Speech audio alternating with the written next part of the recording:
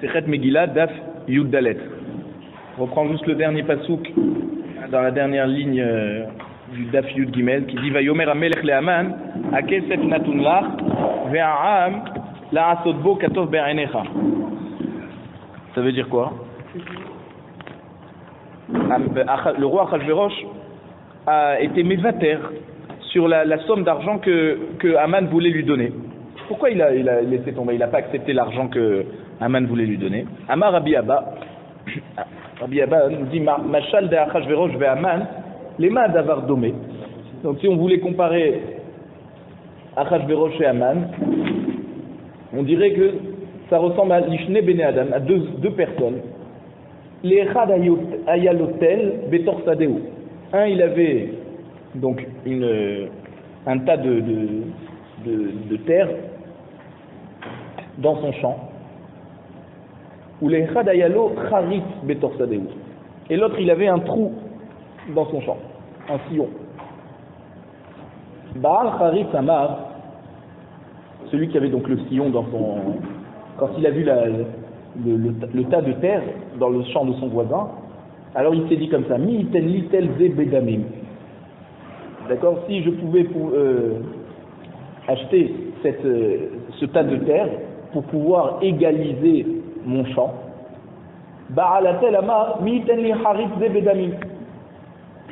Et celui qui avait le tas, il se disait, si j'avais un sillon comme ça, comme dans le champ de mon voisin, je pourrais faire quelque chose avec cette terre que j'ai en plus. Les yamim izdavgu ze etzelze. Donc un jour ils se sont rencontrés ces deux. Amarlo ba'al charit et ba'alatel mechor li tilchar. Donc celui qui avait le champ où il y avait le sillon, il a dit à celui qui avait dans son champ le tas de terre, il lui a dit vends-moi cette terre, ce tas de terre. Amarlo tol ota bechinam. Alors il lui a dit prends-le gratuitement, parce que moi aussi il faut que je le sorte de mon terrain. Ve alvaï, c'est-à-dire alvaï que tu puisses le prendre même sans me payer, tu me débarrasses de ça. Il dit c'est exactement pareil à Achashverosh avec Aman. Achashverosh il est considéré comme celui qui a la colline de terre, et Aman celui qui a le trou. Et donc Aman il a voulu tuer les Bnei Israël, et il ne savait pas que Achashverosh lui aussi il voulait les tuer depuis longtemps. Donc c'est pour ça qu'il lui a proposé de l'argent pour le soudoyer. Et Achashverosh lui dit garde ton argent, c'est ma volonté la plus profonde de tuer moi aussi les Bnei Israël. Pourquoi alors pourquoi lui aussi voulait les tuer? Il n'y a pas de... Parce que il a voulu les inviter, quand il a fait le michté, il a voulu les inviter pour leur montrer que ça y est, ils n'avaient plus d'espoir d'être libérés, de quitter la galoute. Il avait fait le compte qu'il y avait les 70 ans qui étaient passés. Donc c'était justement pour leur montrer que ça y est, vous êtes finis. Donc lui aussi, Achashverosh, s'il a fait ça, c'est parce qu'il ne supportait pas les Bnei Israël. Donc quand Aman lui est venu proposer son plan d'extermination du peuple juif, eh ben, il était très content. Donc il lui a dit, garde ton argent. Vayassar amelech et tabarto. Après on a vu dans le passage que le roi il a enlevé sa bague et il a donné à Haman. Amar Rabbi Abba bar Kahana. Gedola hasarat tabarat yoter me'arba'im u'shmona nevi'im ve'sheva nevi'ot shenitnabnu la'el le'Yisrael. Shekulam lo erzirum lamutav ve'ilu hasarat tabarat erziratan lamutav. Donc la Gemara nous dit, Rabbi Abba bar Kahana, il nous enseigne que par le fait que Achashverosh a enlevé sa bague et il a donné à Aman, c'est un événement plus important que les 48 prophètes et les 7 prophétesses qu'il y a eu dans le clan d'Israël, qui ont demandé aux Bnei Israël de faire Teshuvah. Et ils n'ont pas réussi à leur faire Teshuvah. Alors que lorsque Achashverosh a enlevé sa bague pour la donner à Aman, à ce moment-là, les Bnei Israël ont décrété sur eux-mêmes un ta'anit et ils ont fait Teshuvah. C'est ça qui les a sauvés. Donc on voit que tous les prophètes qu'il y a eu dans le clan d'Israël, ils n'ont pas réussi à avoir un impact aussi fort sur le clan d'Israël pour leur faire Teshuvah que ce passage, cette transmission de bague entre Achashverosh et Haman.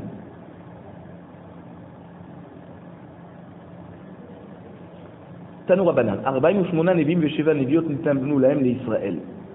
Donc la Braïta nous enseigne qu'il y a eu 48 prophètes et 7 prophétesses dans le clan d'Israël. Velo Piachatu Velo Otiru, Alma Shekatuf Batora. Et ils n'ont rien diminué ou rajouté sur ce qui était écrit dans la Torah. Chutz Mikra Megillah, Chutz Mi Mikra Megillah, sauf la mitzvah qu'ils ont rajouté de lire la Megillah que les Nevim ont instituée. Maï Derouche. Comment les Nevim ils ont pu faire une dracha et se dire qu'il fallait rajouter une mitzvah de la lecture de la Megillah? Amar Bechaya Barvin, Amar Yoshua Ben Kocha, Uma Me'abdut Lecherut Amrinan Shira. Ils ont fait un kalvachomer, un raisonnement a fortiori. Ils ont dit si déjà, lorsque les Bnei Israël sont sortis de l'esclavage de l'Égypte à la liberté, sans qu'ils étaient menacés de mort, puisqu'ils auraient pu rester esclaves pendant longtemps, malgré tout ils ont dit une shira, un chant, un cantique, alors mimita lechaim lokol shekel. Si déjà, alors à la plus forte raison que les Bnei Israël qui sont sortis à l'époque de Purim d'un danger de mort certaine à la vie, quoi, à la liberté, alors c'est sûr que à plus forte raison il faut dire une shira. Et c'est pour ça qu'ils ont institué de lire la Megillah, qui est une sorte de cantique sur le miracle de Purim. La Gemara nous dit Yachi Halel Nami Nema. Alors ici déjà on doit dire la Megillah parce que c'est comme c'est une shira pour le Nes. Alors il faut dire le Halel à Purim. Alors les fiches en omrim Halel à la Nes Bechutza Laaretz. D'accord. Effectivement ils auraient dû instituer le Halel, mais comme c'est un miracle qui s'est produit en dehors d'Eretz Israël, alors on n'a pas institué la lecture du Halel, juste la lecture de la Megillah. La Gemara nous dit Yetziat Mitzrayim Denes Shebechutza Laaretz Echi Amrinan Shira. Il dit mais le Nes qui s'est passé lorsque les Bnei Israël sont sortis d'Égypte, comment ça se fait qu'on dit le Shira? Là ici la kavana de Shira, c'est de dire qu'on dit le Halel même le soir de Pessah. Alors pourtant ça s'est passé en dehors d'Israël, c'était en Égypte. Qui détania? La réponse est dans cette braïta. Ad shelo nichnesu Israël la'aretz u'chsheru kol aratzot lomar shira. Tant que les Bnei Israël ne sont pas entrés en Eretz Israël, alors toutes les terres du monde étaient propices à ce qu'on puisse dire une shira. S'il y a un nef qui s'est passé là-bas, alors on peut dire une shira. Mishenichnesu la'aretz, une fois que la Kedusha d'Eretz Israël a grandi au moment où les Bnei Israël sont rentrés dedans, l'Ursheu Kol Aratzot Lomar Shira. Alors là, toutes les autres terres n'ont plus eu la possibilité d'avoir, c'est-à-dire de pouvoir, s'il y a un miracle sur ces terres, on va dire une Shira. Donc on ne dit plus le Shira, ici c'est la Kavana, le Halel. Donc on ne dit pas le Halel parce que le Purim s'est passé après que les Bnei Israël étaient rentrés en Eretz Israël. Alors que Kriyat Yamsouf, Yetziat Mitzrayim, c'était avant que les Bnei Israël soient rentrés en Eretz Israël. Rav Nachman Amar, Kriyata Zo Halela. Donc Rav Nachman nous dit, pourquoi on ne dit pas le Halel à Purim? Parce que la lecture de la Megillah a la même force que la lecture du Halel. C'est comme si qu'on dit le Halel en fait. Rava Amar, Rava nous dit, Bishlama Atam Halelu Avde Hashem Velo Avde Paro. Il dit, je comprends qu'on dit le Hallel lorsqu'on célèbre la sortie d'Égypte, parce que dans le Hallel on dit Hallelu Avde Hashem, d'accord, glorifier les serviteurs d'Hachem, et on est que les serviteurs d'Hachem. Pourquoi? Parce qu'on n'est plus les serviteurs de Paro. Et la Acha, Hallelu Avde Hashem Velo Avde Achashverosh, Akati Avde Achashverosh Anag. Il dit en plus, il dit même si on voulait dire le Hallel chez nous, on aurait un problème parce que qu'est-ce qu'on dirait? On est glorifier les serviteurs d'Hachem, glorifiez-le, ça veut dire serviteurs d'Hachem, mais pas serviteurs d'Achashverosh. Mais non, malgré qu'il y a eu le miracle de Purim, on est resté serviteurs de Achashverosh. On n'a pas eu cette liberté comme à la sortie d'Égypte. C'est pour ça qu'on ne dit pas le Hallel. L'Allemand nous dit Ben les Rava, Ben les Rav Nachman Kashia. L'Allemand nous dit on a un problème, soit d'après la réponse de Rava, qui dit qu'on ne dit pas le Hallel à Purim parce qu'on est encore des esclaves, on était à l'époque encore des esclaves d'Achashverosh, soit d'après Rav Nachman qui disait que la lecture de la Megillah fait office de lecture du Hallel. On a une Kashia, Vehatania, parce qu'on a une braïta qui nous dit Mishenichnesu la'aretz l'ursheru kol aratzot lomar shira. On a dit que lorsque les Bnei Israël sont rentrés en Eretz Israël, alors toutes les autres terres n'ont plus eu ce pouvoir de faire lire le Hallel au Bnei Israël s'il y avait un miracle sur leur terre. Alors, c'est quoi la question? C'est que le Nes de Purim qui s'est passé en dehors d'Israël, mais après que les Bnei Israël sont rentrés en Eretz Israël, alors de toute façon on n'aurait pas pu dire le Hallel. Pourquoi Rava et Rav Nachman nous ont donné des réponses qu'on était encore esclave d'Achashverosh ou que la Megillah ressemble au Hallel? Mais de toute façon, il n'y avait pas d'avamina de dire le Hallel. Parce qu'on avait deux problèmes. Un, c'était après qu'on était rentré en Eretz Israël, cette histoire. Donc on était en dehors d'Eretz Israël, mais après l'événement où les Bnei Israël sont rentrés en Eretz Israël. Et en plus de ça, en plus de ça, hein? Voilà, en plus de ça, on était encore esclaves. C'est-à-dire, sans déjà la raison de Achashverosh, on n'aurait pas dû dire le Hallel tout simplement parce que ça s'est passé après qu'on est rentré en Eretz Israël. La réponse, Kivan chez Galou, Chazrou l'Ercheran Arishon. Donc pourquoi Rava et Rav Nachman ont amené d'autres réponses que on ne dit pas le Hallel parce que ça s'est passé après que les Bnei Israël sont rentrés en Eretz Israël? Parce qu'en fait, du fait que les Bnei Israël sont partis en exil, alors là, toutes les autres terres ont eu à nouveau le pouvoir de faire lire le Hallel aux Bnei Israël lorsqu'il y aurait un événement un miraculeux sur leur terre. Comme lorsque les Bnei Israël sont sortis d'Égypte et qu'ils ont dit le Hallel alors qu'ils n'étaient pas encore rentrés en Eretz Israël, justement parce qu'ils n'étaient pas encore rentrés en Eretz Israël, toutes les terres avaient ce pouvoir. Alors pareil, lorsque les Bnei Israël sont sortis en Galoute, à nouveau les terres ont repris le pouvoir. Mais tous les cas, la Gemara nous dit mais quoi, il n'y avait pas plus que 48 prophètes, mais actifs. Voici que c'est écrit dans Shmuel Aleph, Perek Aleph, Pasuk Aleph. Vahi ishechad minaramatayim tsofim. Alors, un des gens de l'endroit de Rama, qu'on appelait les tsofim. Et c'est quoi les tsofim? Echad mimataim tsofim shenitnabu lahem l'Israël. Elkana faisait partie des 200 tsofim. Tsofim, c'est comme des prophètes qui ont eu la névoie dans le clan d'Israël. Donc on voit qu'il y a eu 200, il n'y a pas eu 48, il y a beaucoup plus. La Gemara répond mi havat uva havu. Il dit effectivement, il y avait beaucoup de prophètes qui détania harbe nevi'in amdulahem l'Israël. Il y a une braïta qui nous dit qu'il y a eu beaucoup de prophètes dans les générations, dans l'histoire du clan d'Israël, qui flaim keyotse mitzrayim. Et il y a eu 2 fois 600 000. C'est-à-dire 2 fois le nombre de Bnei Israël qui sont sortis d'Égypte.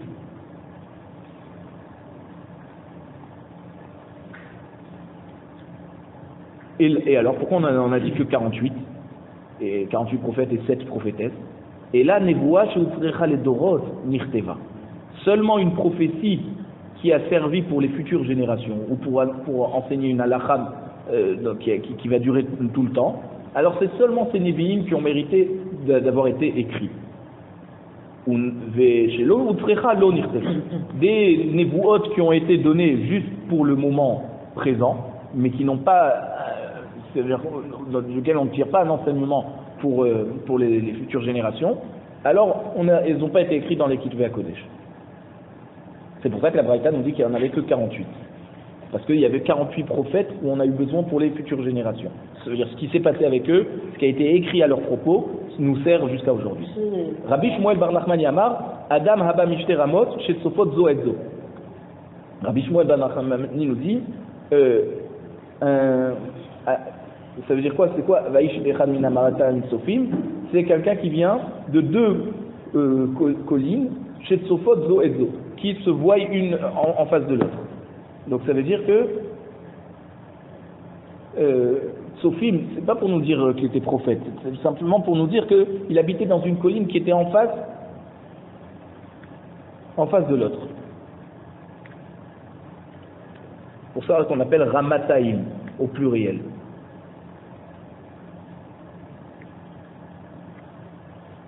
Rabbi Hanin Amar, Adam haba mibne Adam she'omdim berumo shel olam. Il dit Elkana, c'était quelqu'un qui venait,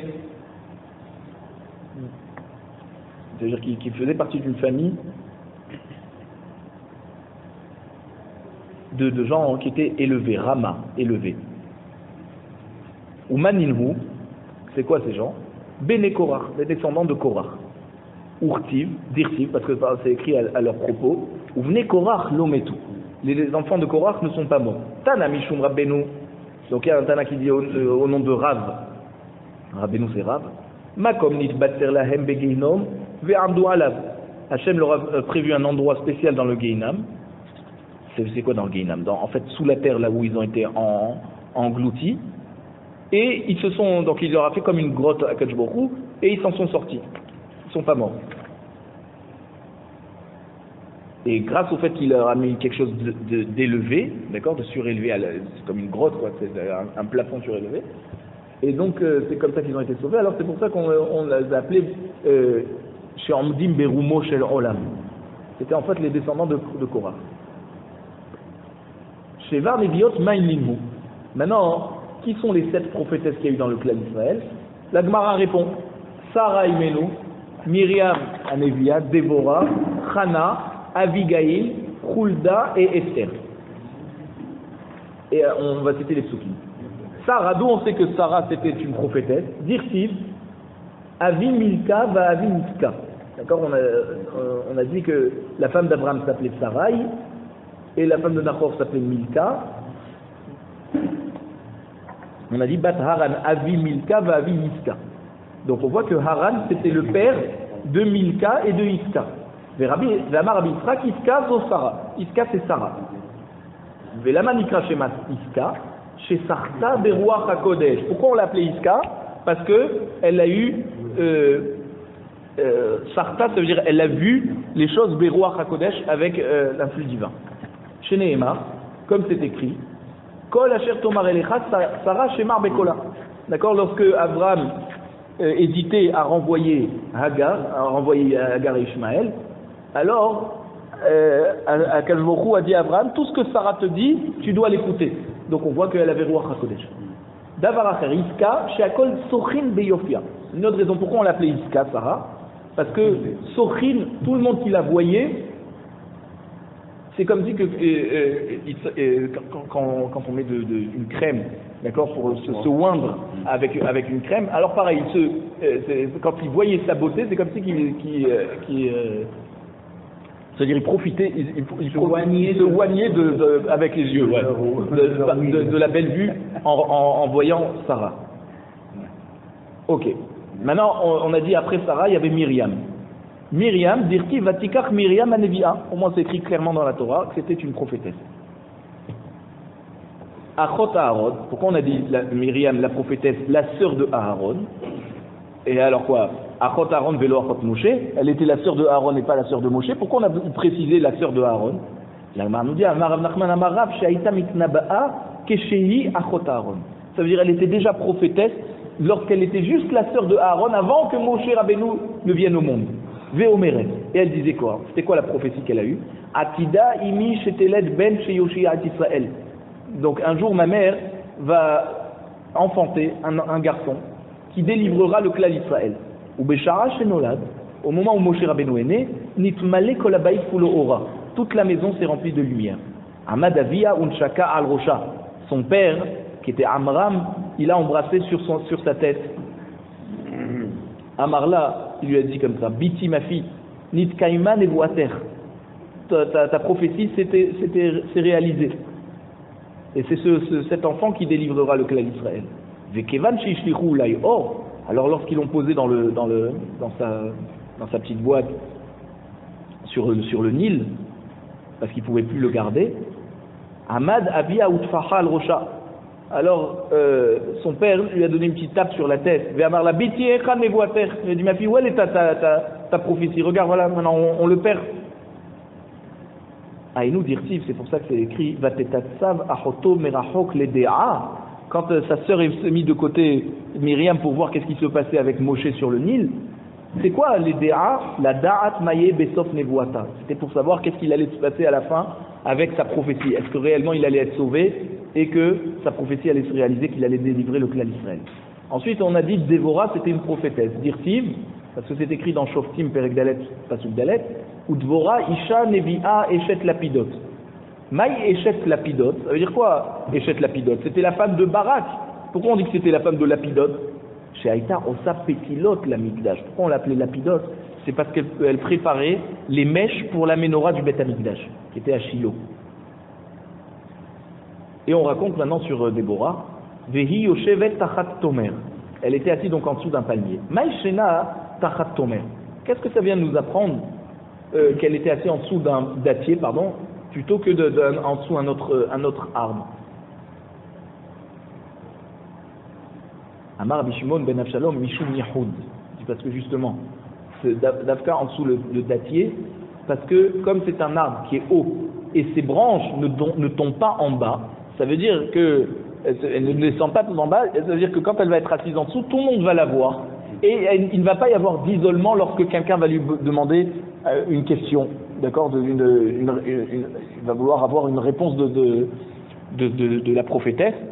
Alors, lorsqu'elle va lui parler, ils ne vont pas être isolés.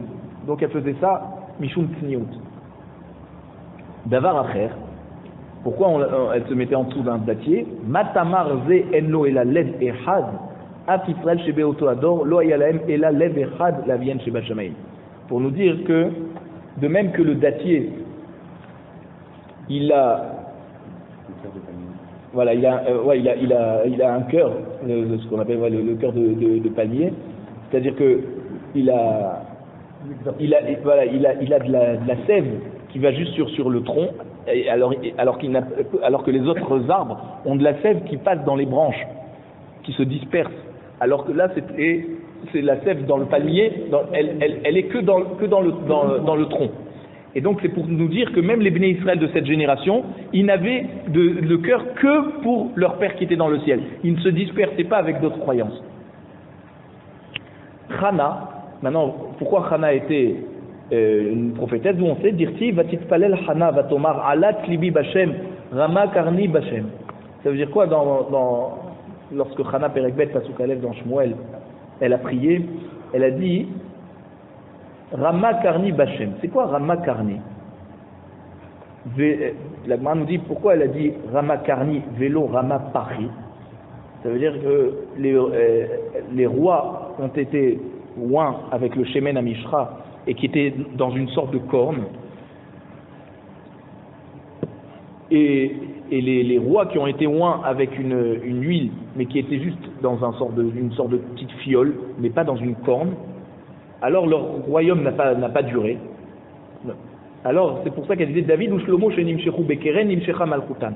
David et Shlomo Améler qui ont été oints par de l'huile qui était dans une sorte de corne, alors ils ont eu leur royauté qui a continué. Shaoul ve Yehu Shenimshechu Bepar. Shaoul et Yehu qui ont été oints aussi par cette huile, mais qui étaient dans une petite fiole, pas dans une corne, Lo Nimshecha Malchutan. Leur royaume n'a pas duré, leur royauté n'a pas duré. Et c'était donc sa névoua. C'est la névoua qu'elle a eue, Chana. Elle a dit Rama Karni Bashem. D'accord, ça a duré, ceux qui ont été oints par l'huile d'onction qui était dans la corne. Comment elle savait ça? Par prophétie. Après, on continue. Toujours à propos de Chana. En kadosh kashem ki en biltecha. Elle dit, il n'y a pas aussi saint, aussi kadosh qu'Akadosh Baruch Hu, parce qu'il n'y a personne comme toi. Amar Rav Yehuda bar Menashia, al tikre biltecha, ela levalotecha. Donc Rav Yehuda bar Menashia nous dit, ne lis pas dans le pasuk biltecha, ça veut dire qu'il n'y a personne d'autre que toi, lis levalotecha. C'est quoi? Chez l'or kemidat Akadosh Baruch Hu midat basar vadam. Parce que Akadosh Baruch Hu ne ressemble pas, ne se comporte pas comme les êtres humains. Midat basar vadam ma'aseh adam mevalin oto. Les actions des hommes, d'accord? Alors, une fois qu'il les a faites, quelqu'un par exemple il va construire une chaise, et bien même après qu'il va mourir, cette chaise existera. Aval Akadosh Baruch Hu mevalé ma'aseh adam. Ça veut dire que Akadosh Baruch Hu continue d'exister, même quand ce qu'il a créé disparaît. C'est tout le contraire. Donc, les valotecha, ça veut dire tu ne disparais pas, tu ne disparais jamais. Ve'en tsur kelokenu. C'est quoi en tsur kelokenu? La Gemara nous dit en tsayar kelokenu. Il n'y a pas un dessinateur comme Akadosh Baruch Hu. Ça veut dire Adam tsar tsura al gabe akotel. Un homme peut graver quelque chose sur un mur. dessiner. Mais ve'eno yachol le'atil ba ruach unshama keravayim ubnei me'aim. Donc tu pourrais graver un animal sur un mur par exemple, mais ça ne veut pas dire pour autant que tu vas pouvoir le faire vivre. Tu ne pourras pas lui souffler un souffle de vie avec des intestins, des... Aval HaKadosh Baruch Hu, Tsar Tsura Betor Tsura. HaKadosh Baruch Hu dessine quelque chose à l'intérieur de quelque chose de déjà dessiné, c'est-à-dire un enfant à l'intérieur de sa mère. Ou metil baruach unshama keravayim ubnei me'aim. Et il arrive à lui donner une neshama avec un appareil digestif, tout ça, alors que c'est à l'intérieur. Il dessine quelque chose qui est à l'intérieur. L'homme peut dessiner maximum sur quelque chose de l'extérieur, le mur. Et HaKadosh Baruch Hu dessine de l'intérieur. Ça, c'est ce qu'elle a voulu dire quand elle a dit Ve'en sour kelokenu. Il n'y a pas de dessinateur comme HaKadosh Baruch Hu. Abigail, on a dit aussi que c'était une prophétesse. Dirtiv, toujours dans Shmuel Aleph, Perek Kaf, Pasuk Kaf, lorsque David Amelech a voulu tuer Naval. Alors, voilà, c'est-à-dire, à un moment donné, David s'est retrouvé dans le Midbar Paran, il a demandé à ses serviteurs de demander à Naval de leur donner un peu à manger. Et Naval n'a pas voulu leur donner à manger. Alors David, il a dit, et en plus il a insulté David. Il a dit, qui c'est David, qui c'est le fils de Ishaï, je vais le donner à manger à des gens que je connais même pas. Alors David a voulu le tuer parce qu'il a pensé qu'il était un renégat, qui se rebellait sur sa royauté, donc il est Chayav Mita. Alors on voit qu'au moment de cet événement, Abigail, qui était donc la femme de Naval, elle est venue chez David pour le calmer. Donc elle était donc sur l'âne, et elle descendait donc la montagne, et elle a rencontré David. La Gemara nous dit, c'est quoi Yoredet Beseteraha? On aurait dû dire Yoredet Minahar, elle descend de la montagne. Miba elle est. Pourquoi Beseter? Amar Abba Bar Shmuel, al iskedam haba minasetarim. Donc en fait, Seter c'est quelque chose de caché. Et donc en fait, il s'agissait du dam de Nida. Natla dam ve'eretalo. Elle a pris du dam pour lui montrer à David Amelech, et qui lui dit si c'était du sang tamé ou du sang tavor. Amarla vechi mari'in dam balayla, il lui a dit dis-moi, tu peux me montrer du sang la nuit, qu'est-ce que je vais pouvoir te répondre? On ne voit pas bien dans la nuit. Amralo vechi danin dine nefashot balayla, elle a dit tu peux juger et condamner à mort quelqu'un la nuit, genre tu veux tuer mon mari? C'était la nuit, c'est qu'il a décidé David de le tuer. Amarla, alors David lui a répondu à Abigail, sur la page, Mored bemalchut, il se rebelle contre ma royauté, il est Khavmita, et l'autre Sarich les Midaïné, il n'y a même pas besoin de lui faire un procès, il est directement condamné à mort. Amralo Adain Shaul Kayam, Velo Yatsativa Achaba Olam. Elle lui a dit, dis-moi, tu sais que Shaoul est encore là, et ta royauté n'a pas été encore annoncée de partout. Alors c'est vrai que tu es roi, mais Shaoul est encore là, donc il n'est pas réellement un rebelle contre ta royauté, mon mari. Amarla Baruch Ta'amer, ou Barucha Atasher Kilitini Hayomazé Mibo Bedamim. Alors là, il a béni David Amelech, il lui a dit, grâce à toi, tu m'as empêché de verser du sang pour rien. Et donc il lui a dit Mibo Bedamim. La Gemara nous explique, c'est quoi Damim Tarte Mashma. Et là, mais c'est quoi? Il y a deux. Damim, c'est au pluriel. Elle n'a pas dit dam. Damim. Pourquoi au pluriel? Et là, mais la mettre chez Gilta et Shoka. Donc elle a dévoilé sa jambe. Vehalach leura shalosh parsaot. Et donc David a eu un désir d'elle, comme un feu qui se trouverait à 3 parsaot. C'est-à-dire sa lumière a éclairé jusqu'à 3 parsaot. Amarla Isham Ili. Alors il lui a dit, viens avec moi. Donc il voulait aller avec elle, avoir une relation avec elle. Amralo Lotiezot Lecha Lefuka.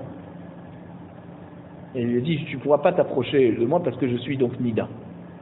C'est pour ça qu'elle a dit 200.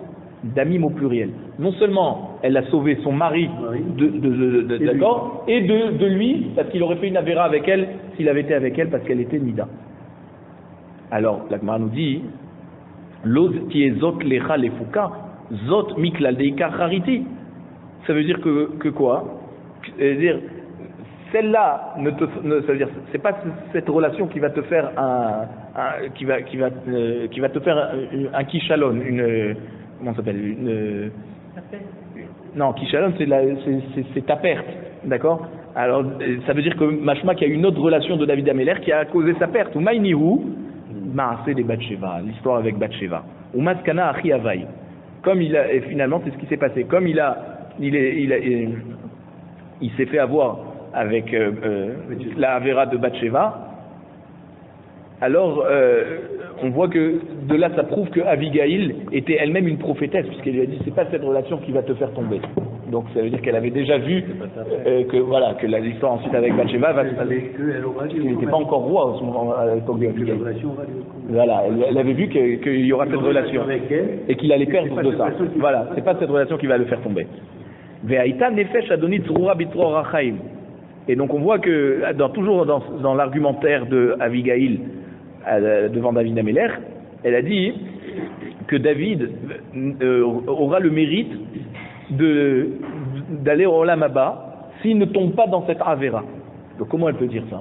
C'est qu'elle est prophétesse. Qui avat miftera miné. Alors lorsque elle était sur le point de rentrer chez elle et de quitter David Améler après cette discussion, Amrale, elle lui a dit ce pasouk. Vehetiv Hashem ladoni vezacharta et amatecha. Donc elle lui a demandé de se souvenir d'elle lorsque il aura réellement il accédera réellement à la royauté.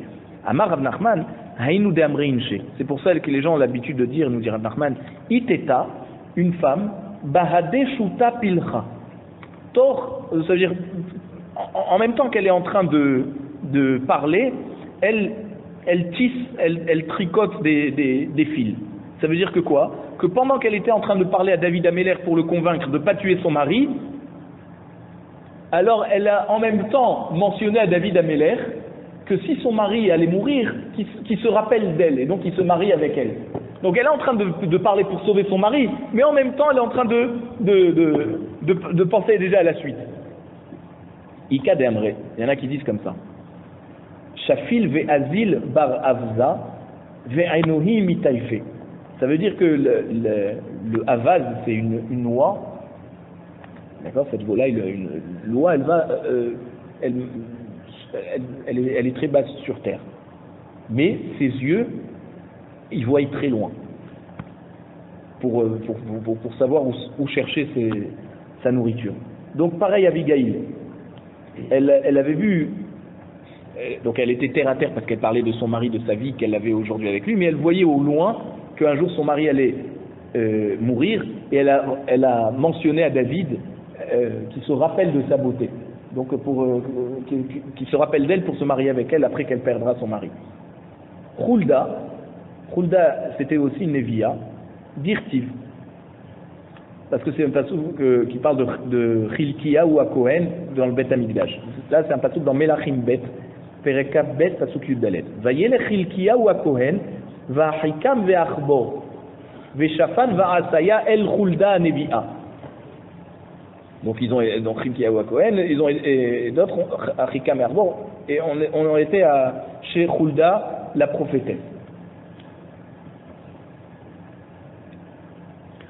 Ou bemakom dekae Irmeya, echim etnabeya ihi. La Gemara demande, mais attends, à l'époque où il y avait déjà le prophète Irmia, comment Hulda elle a pu avoir elle aussi la prophétie?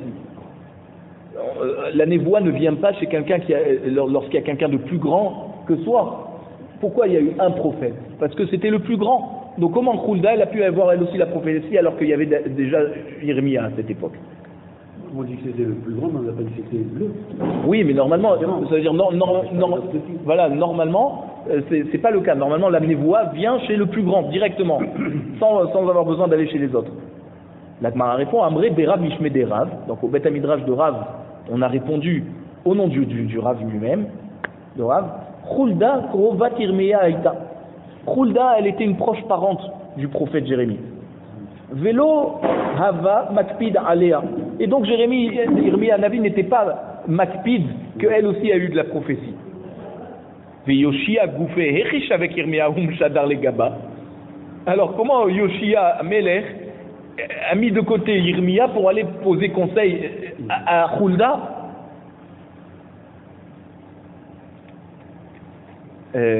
Pourquoi il a pas été directement chez le prophète, chez Yirmiya? Amré Debe Rabbi Shila, on a répondu dans le Bet Aminraj de Rabbi Shila, Mipne chez Anashim Rachmaniot Hen, parce que les femmes, elles ont plus de...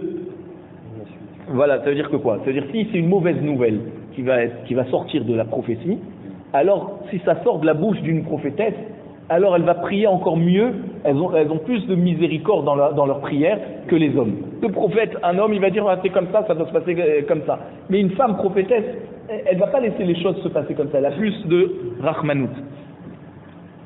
Rabbi Yochanan Amar, Yirmiya lo havatam, she'alach le'achzir aseret hashvatim. Rabbi Yochanan donne une toute autre réponse. Il dit non, mais pourquoi il n'a pas été chez Yoshia? Yoshia, il n'a pas été chez Yirmiya, parce que Yirmiya était parti chercher les 10 tribus disparues. Donc il n'était pas en Eretz Israël à ce moment-là. Ou Menalan de Ahadour, et d'où on sait qu'ils sont revenus de leur exil, ces 10 tribus à l'époque, d'Irtiv, comme c'est écrit dans le prophète Yechezkiel, la Navi, dans le Perek Zayin Pasuk Yud Gimel, qui a Mocher el Hamimkar lo Yashuv. Donc il avait dit à propos des 10 tribus que s'ils ne font pas de Teshuvah, alors ils vont partir en exil et ils ne reviendront pas. C'est quoi ils ne reviendront pas? Ils ne reviendront pas au bout des 50 ans du Yovel où le titre de propriété revient à l'ancien vendeur. Parce que le Yovel ne marche pas lorsque les Bnei Israël ne sont pas sur leur terre. Alors la Gemara dit Efshar Yovel Batel Venavi mitnabe alav shei batel. Alors la Gemara demande est-ce que le Yovel est déjà annulé et Yechezkiel la Navi il reçoit la névoie qui va s'annuler, mais il est déjà annulé, ils sont déjà en galoute. Qu'est-ce que tu dis le Yovel va s'annuler? Et là Melamed chez Yirmiya Hecheziran. Et de là, on apprend pourquoi Yechezkiel Hanavi il a eu la névoie que le Yovel allait être annulé. C'est parce que Yirmiya Hanavi est parti en galoute chercher les 10 tribus et il les a ramenés. Et c'est après ça que Yechezkiel Hanavi a eu la prophétie que le Yovel allait s'annuler. Ça veut dire qu'ils vont repartir encore en galoute. Yoshia ou Ben Amon malach alehen.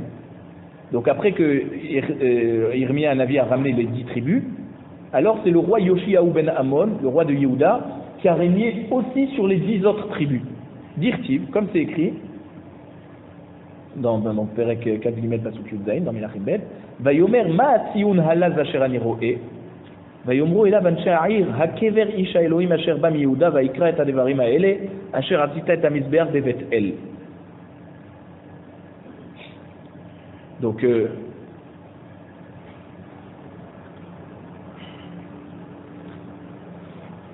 après que Ménaché et Amon sont morts, il y a eu le roi Yoshiaou, qui était droit, qui était bien, mais il a cassé toutes les Avodazarot.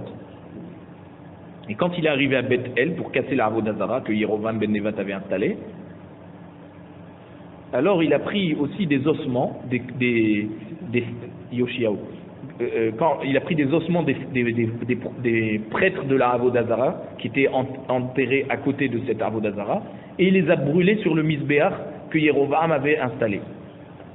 Et parmi les tombeaux des prêtres de la Avodazara, il a vu un grand tombeau qui était plus grand que les autres. Alors il a voulu savoir qui était dans ce tombeau. Alors ils lui ont dit que c'était le tombeau d'un prophète qui était à l'époque de Yerovam ben Nevat et qui avait prophétisé qu'un jour Yoshiaou va brûler les ossements sur ce misbéach des prêtres de l'Avodazara. Et c'était Ido Hanavi, le prophète Ido. Donc il était enterré là-bas. Et c'était 350 ans avant cette histoire. Alors, Vechimativo shel Yoshiaou à la Misbéach, Bevet El. Qu'est-ce qui faisait Yoshiaou sur ce Misbéach que Yerovam ben Nevat avait construit à Bethel? Et là, Melamed chez Yoshiaou malach alehen. Ça veut dire que si Yoshiaou est arrivé jusqu'à là-bas à Bethel, ça veut dire qu'il dirigeait aussi toutes les 10 tribus, et il n'était pas resté que dans sa région de Yehuda et Binyamin, de Yerushalayim, quoi. Rav Nachman Amar Meacha. Rav Nachman il dit, moi d'où je sais que les 10 tribus sont revenues, Gam, je l'apprends de ce passouk dans Hoshea, Perekvav, passouk Yudalef. Gam Yehuda, Shat Katsir, Lach, Beshuvi, Shevut Ami. Donc, Hoshea, il a eu la névoie que le roi de Yehuda régnera sur lorsque mon peuple va revenir. Ça veut dire, lorsque les 10 tribus vont revenir de la Galoute, c'est le roi de Yehuda qui va régner sur eux. Maintenant, on revient à la Megillat Esther. Non, pardon, pas à Megillat Esther. On vient à Esther. On a fini avec Hulda. On vient avec Esther. D'où on sait que Esther était une prophétesse. Dirti, Vayi Bayom Ashlishi, Vatilbash Esther Malchut. Donc le 3e jour, après qu'ils ont écrit la lettre pour le décret d'extermination du clan d'Israël, alors elle a mis ses vêtements de reine. Alors on aurait dû dire Bigde Malchut Mizvele. Si c'est pour nous dire qu'elle a mis ses atours de reine, alors on aurait dû dire les vêtements de règne, de royauté. Pourquoi on a dit Vatilbar Esther Malchut et là chez l'Avshata Ruach HaKodesh? C'est quoi cette royauté? C'est pas les vêtements de royauté, c'est le roi HaKodesh qui s'appelle Malchut. Le roi HaKodesh, ça s'appelle Malchut. Ketiv Acha Vatilbash ou Ketiv Atam Veruach Lavsha et Amasai. Et on l'apprend Begzera Shava que comme s'écrit Vatilbash et dans Divrei Yamim il y a écrit Veruach Lavsha et Amasai, donc il a eu roi HaKodesh Amasai, et là-bas on a dit aussi Lavsha, le Milachon Levouche. Donc c'est qu'elle a eu le roi HaKodesh. Et dans le Zohar, on voit que dans le Zohar, on dit Malchut da Rucha de Kudsha. D'accord? Donc le roi HaKodesh, il est considéré comme la royauté dans le Zohar. Amar Rav Nachman lo ya'a yehiruta le naché. Tarte naché yehira navian. Rav Nachman nous dit que c'est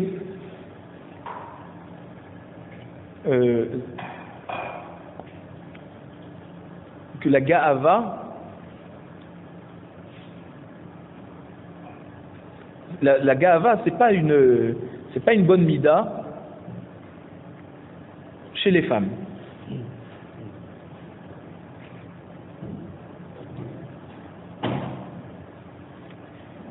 Ça veut dire que chez les hommes, des fois, il faut avoir de la Ga'ava, mais chez les femmes, c'est pas bien du tout. Mais pourtant, Tarte Naché Yehira Navian, il y avait 2 femmes qui ont eu cette importance, qui étaient des prophétesses. Vesanian Shemaihu, et leur nom a été repoussé. Chada Shema Ziburta, une d'accord, c'était Dévora, on l'appelait Ziburta. Vechada Shema Karkushta, et l'autre c'était Hulda, et on l'appelait Karkushta. Ça veut dire quoi? Que même qu'elles étaient très humbles, Dévora et Hulda, malgré tout, elles ont manqué d'humilité devant des hommes importants, qui étaient plus importants qu'elles. Ziburta, alors pourquoi on l'appelait Dévora, on l'appelait Ziburta? Ktivba vatishlach vatikra les barak. Ve'ilu ihi lo azala legabe. Comment on voit qu'elle s'est comportée de manière hautaine? C'est qu'elle a envoyé chercher Barak. Au lieu d'aller elle vers lui, elle a envoyé quelqu'un le chercher. Et Karkushta, donc Hulda on l'appelait Karkushta, dire Ketivba, Imru la ish, velo amra Imru la meler. Elle a dit dites à l'homme, et elle n'a pas dit dites au roi. Donc ça veut dire qu'elle s'est considérée du même niveau que le roi Yoshiaou. Amar Rav Nachman, Hulda mibne banat shel Yoshua ita. Hulda c'était une descendante de Yoshua bin Nun. Ktiv hacha ben charchas. D'accord, dans Melachim Bet, il y a écrit Perek Bet Pasuk Yudad, il y a écrit Hulda Nevia ben charchas. Ou Ktiv hatam, à propos de l'endroit où est enterré Yehoshua, c'est dans Shoftim Perek Bet Pasuk Tet, il y a écrit Vekberu otom begun nachalato betimnat cheres. Donc on voit que c'est la même ascendance. Et donc, Hulda est une descendante de Yehoshua. La Gemara demande, Iti ve'Rav Saba le Rav Nachman, Shemona nevi'im ve'em kohanim yatsu berachav hazona. Donc, Rav Saba, il pose comme question à Rav Nachman.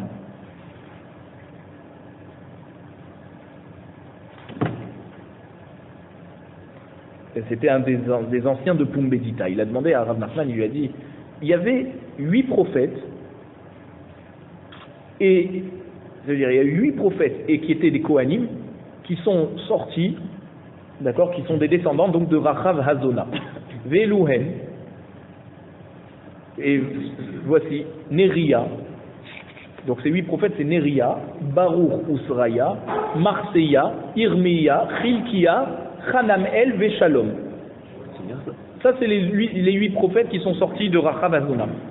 Rabbi Yehuda Omer, Af Hulda Anevia Mibne Banea Shel Rachav Hazona Ita. Et Rabbi Yehuda, il dit même que Hulda Anevia, c'est une descendante de Rachav Hazona. Et Rachav était marié avec Yoshua. Ktiv Hacha Ben Tikva, ou Ktivatam et Tikvat Chutz Hashani. On voit qu'à propos de Hulda, il y a écrit Ben Tikva. Et dans Rachav, lorsqu'elle a donné le signe à Yehoshua, les espions de Yehoshua lui ont dit de mettre un signe rouge sur sa fenêtre. Alors on appelait Tikvat Chut Hashani. Donc il faut apprendre le mot Tikva dans Hulda du mot Tikva qui a été dit à propos de Rachav. Et c'est comme ça qu'on apprend que Hulda était une descendante de Rachav. Donc on voit donc quoi? Que Hulda est une descendante de Rachav et pas de Yehoshua. La Gemara répond à Marley, Aïna Saba ve'amre la patia ukama, ou minar tistayem shmarta de Igraya ve'nasva Yehoshua. De là que tu apprends, de cette question que tu apprends, qu'en fait, Rachav s'était marié avec Yehoshua. C'est pour ça qu'on dit qu'il y a une descendante, que Hulda était une descendante de Rachav et Hulda était aussi une descendante de Yehoshua. Parce qu'en fait, ils s'étaient mariés. Donc elle s'est convertie, Rachav Hazona, et Yehoshua s'est marié avec elle. Zona, elle donnait à manger en fait, elle avait une auberge. Ouais, souvent dans la Gemara, il y a Zona, c'est pas forcément une zona, une aubergiste. Ou mi avoulé Zar'a Yehoshua, est-ce que Bichlal Yehoshua a eu des enfants? Véactive, comme c'est écrit dans Divrei Yamim à propos du Shevet Ephraim, non Beno Yehoshua, Beno. Voilà, on dit il y a eu Nun, ensuite il y a eu son fils Yehoshua, et ça s'arrête là. Donc il n'a pas eu d'enfant. Banelo Havoulé, Benatan Havoulé. Effectivement, il n'a pas eu de fils, mais il a eu des filles. Et c'est comme ça qu'il y a eu Hulda.